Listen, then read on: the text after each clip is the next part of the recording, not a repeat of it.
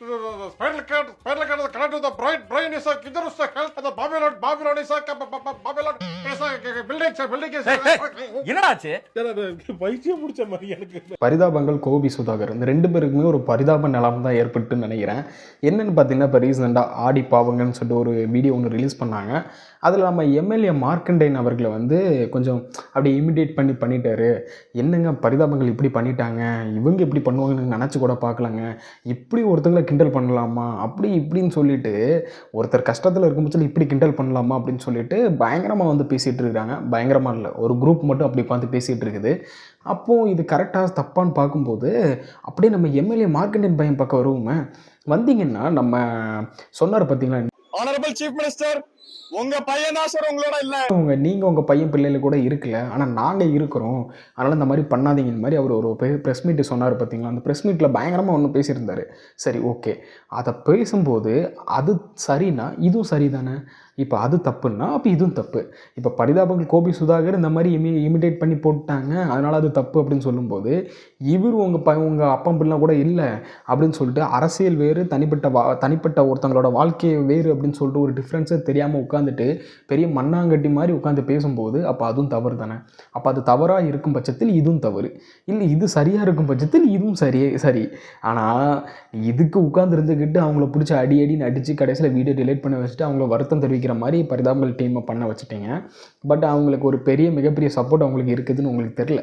நிறைய பேர் அன்சப்ஸ்கிரைப் பண்ணுங்கள், ஃபாலோ பண்ணாதீங்க, எந்த பார்த்தீங்களா இவங்க இந்த மாதிரி பண்ணுறாங்க அப்படின்னு சொல்லிட்டு, இவங்களை பார்த்தீங்களா இவங்களுக்கு பின்னாடி அணில் தெரியுது அப்படின்னு சொல்லிட்டுலாம் உட்காந்து ஓட்டிகிட்டு இருக்கிறீங்க.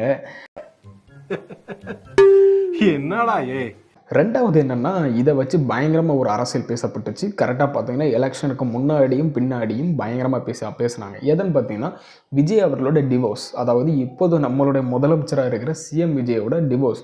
ஒரு முதலமைச்சருக்கு இனிமேல் டிவோர்ஸ் நடக்க போகுது இல்லையான்னு சொல்லி அவரோட தனிப்பட்ட விஷயம். பட் அந்த தனிப்பட்ட விஷயத்தை வச்சுக்கிட்டு ஜெயிக்கிறதுக்கே துப்பு கிடையாது. அவன் வாய் மட்டும் தான் குறை. அந்த வாயிலே வடை சுடுறாங்க பார்த்துருக்கீங்களா, அந்த மாதிரி வாயில் வடை சுடுறவங்க ஒருத்தன் உட்காந்துருந்துக்கிட்டு தனிப்பட்ட வாழ்க்கையை பற்றி பேச மாட்டேன், நான் விஜயோட தனிப்பட்ட வாழ்க்கைக்கு வரல அப்படின்னு சொல்லிட்டு, குடும்ப குட்டி பிள்ளையிலே உன்னால் பார்க்கும்போது நீ எப்படி தமிழ்நாட்டு மக்களை பார்ப்பா அப்படின்னு சொல்லிட்டு உட்காந்து வாய்க்கிலேயே பேசினார். கடைசியில் பார்க்க போனீங்கன்னா அவருக்கு வாயில் ஒரு பெரிய குச்சேசா தூக்கி தமிழ்நாட்டு மக்கள் தூக்கி வச்சுட்டாங்க. அப்பவும் திருந்தாமல் இன்னும் உட்காந்து வாய் சொல்வாலே விடுவாங்களா, அந்த வாயிலே வடை சுட்டுட்டு இருப்பாங்க, அந்த மாதிரி உட்காந்து சுட்டுறதுக்கு மட்டும்தான் ஆவாங்களே தவிர மற்றபடி ஒரு லாய்க்கும் ஆகாது. அது உட்காந்து அந்த மாதிரி விஜய் அவர் கூட தனிப்பட்ட வாழ்க்கையை பேச மாட்டேன்னு சொல்லிட்டு முழுக்க ஒரு வன்மத்தில் உட்காந்து பேசிக்கிட்டு அவரை பைத்தியம் சொல்லி இந்த மாதிரிலாம் உட்காந்து பயங்கரமாக உட்காந்து ஒருத்தன் பேசிகிட்டு இருந்தான். இப்போ அவனுக்கு பல்ப் வச்சுட்டாங்க. இப்படி ஒரு சில பேர் விஜயோட வாழ்க்கையை வந்து இந்த மாதிரி தனிப்பட்ட வாழ்க்கையை வந்து அதிகமாக இருக்கிற கட்டுக்கதைகள், என்னென்ன கதைகள் இருக்குமோ அத்தனை கதைகளையும் உட்காந்து தட்டி தூக்கிட்டு இருந்தானுங்க. என்னென்னலாம் எழுத முடியுமோ அவ்வளோக்குலாம் எழுதுனானுங்க. அப்பனுக்கும் பையனுக்கும் பயங்கரமாக மோதிட்டு இருக்குது. ஜேசன் சஞ்சய் வந்து இந்த மாதிரி விஜய் அவர்கள் வந்து பயங்கரமாக கொஸ்டின் கேட்டார். அவர் வந்து முழுக்க அவங்களோட அம்மா கட்டுப்பாட்டில் தான் இருக்கிறாங்க, விஜய் அவர்கள் மேலே அவ்வளோக்குள்ள காண்டில் இருக்கார், கொலை காண்டில் இருக்கிறாரு, அப்படி இப்படின்னு சொல்லிட்டு பயங்கரமாக உட்காந்து கதை எழுதுனாங்க. பார்த்தீங்களா, அத்தனை பேருக்கும் பல்ப் வச்சுட்டாங்க. இந்தியாவிலேருந்து ஒரு ஆக்டரை கூட்டு போனா யாரை கூட்டு போவீங்க? ஃபர்ஸ்ட் மைண்டே வருது அப்பா தான். ஆமா, நல்ல காம்பினேஷனா இருக்கும், பயங்கர காம்பினேஷனா இருக்கும்ல, அவர் சூட்டுக்கும் இவர் சூட்டுக்கும். அதாவது கதை எழுதலாம், கொஞ்சம் நியாயமாக எழுதுங்க அப்படின்னு சொல்கிற மாதிரி உட்காந்து எழுதிட்டாங்க. இப்போ என்னென்னா, அவர் கூட தெளிவாக இருந்தாருங்க, என்னோட அரசியல் வாழ்க்கை வேறு, என்னோட தனிப்பட்ட வாழ்க்கை வேறு அப்படின்னு சொல்லிட்டு அவரை அந்த அரசியலுக்குள்ளே இதை இழுக்கலை. அந்த மெச்சூரிட்டி லெவல் கூட இவனுக்கு சுத்தமாக அவனுக்கு கிடையாது.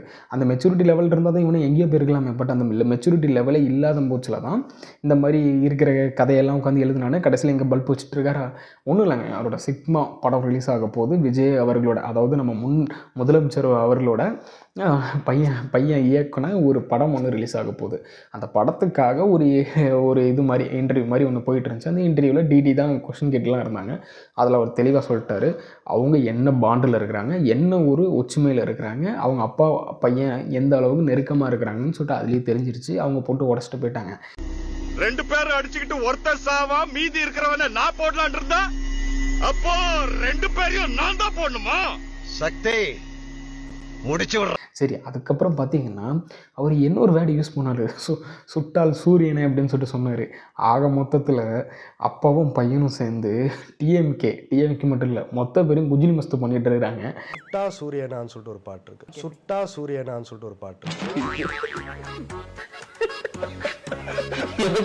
சரி ஓகே, இதுவும் பார்க்குறக்கு நல்லா தான் இருந்துச்சு. நிறைய பேர் இங்கே வந்து பார்த்தீங்களா ஃபயர் விட்டுட்டு இருந்தாங்க.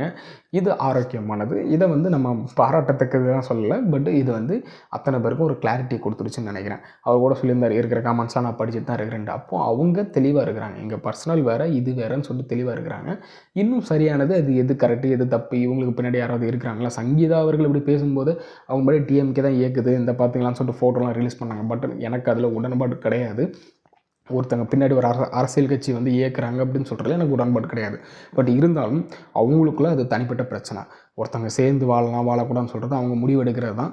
பட் என்னை பொறுத்த வரைக்கும் கேட்டிங்கன்னா ஒவ்வொருத்தவங்க தனிப்பட்ட வாழ்க்கையில் நம்ம போயிடக்கூடாது தான். அதனால் நான் அதை தப்புன்னு சொல்லலை. பட் இங்கே ஒரு சில பேர் இதை வச்சு அரசியல் பண்ணால் பார்த்தீங்களா, அந்த அரசியல் ஆதாயம் தேடலாம், இதை வச்சு நம்ம அடித்து இருக்கிற ஓட்டை பிரிச்சிடலான்னு பார்த்தாங்க. பட் இங்கே தமிழ்நாட்டு மக்கள் விவரமாக தான் இருந்திருக்காங்க. அரசியல் வேறு, தனிப்பட்ட வாழ்க்கை வேறுன்ட்டு.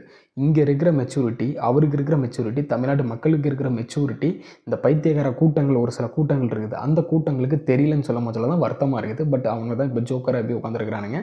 எங்கே ஓடி தலைமுறைவில் எங்கே இருக்கான்னு தெரில. இந்த மாதிரி உட்காந்து பேசினவன் எல்லோரும் என்ன நஷ்டம் வந்தான்னா, ஜேசன் சஞ்சய் வந்து இன்டர்வியூ கொடுக்குறாரு, எப்படி அவர் அப்பாவை போட்டு பொழந்திருப்பார், இன்றைக்கி கண்டன் கிடைக்க போதுன்னு சொல்லிட்டு இருந்தானுங்க. கடைசியில் பார்த்து போனீங்கன்னா அவங்களுக்கு ஒரு குஜிலி மஸ்தை வச்சு விட்டோன்னே ஆட்கள் தலைமுறை ஆகிட்டானுங்க. எங்கடா கான் வந்து யூடியூபர்ஸ் இன்ஸ்டாகிராமில் உட்காந்துட்டு எப்போவுமே அவதூறு பரப்பிட்டு இருப்பான்ல, எங்கடா காணுன்னு சொல்லிட்டு பார்த்தா ஆள் ஓடிட்டானுங்க. எங்கே இருக்கானுலே தெரில, வேறு கண்டென்ட் உட்காந்து பேசிகிட்டு இருக்கான்னு தலைமுறை ஆகிட்டானுங்க. நீங்கள் இதை பற்றி என்ன நினைக்கிறீங்கன்னு சொல்லிட்டு கீழே கமெண்ட்ஸில் கமெண்ட் பண்ணுங்கள். அடுத்த வீடியோவில் பார்க்கலாம். அதுக்கு முன்னாடி நம்ம சேனலுக்கு புதுசாக இருந்தீங்கன்னா கண்டிப்பாக சப்ஸ்கிரைப் பண்ணிடுங்க. பாய்.